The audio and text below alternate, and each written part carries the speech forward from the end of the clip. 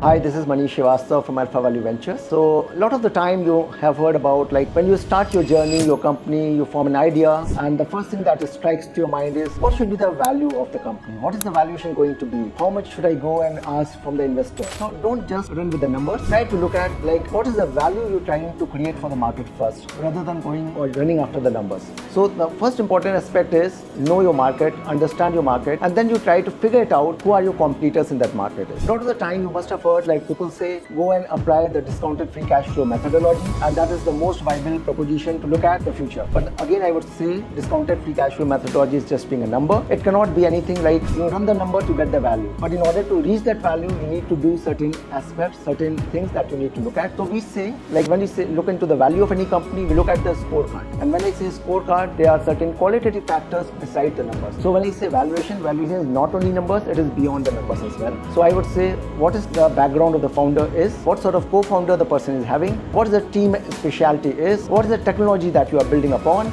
So these are the certain aspects that you look at and evaluate. So don't just go and look at like what is the value going to be. Talk to the person and see that if suppose he being an investor, he may not only be the financial investor, at times he may be a person who can also be acting as a mentor, or he may be also acting as a strategic investor as well. So look at all the check and bounces before just bouncing on the number. So this is what I would say with regard to the valuation. It is not just being a number game, it is something beyond the numbers, both the qualitative and the quantitative aspects being taken care of while deciding the value of any company.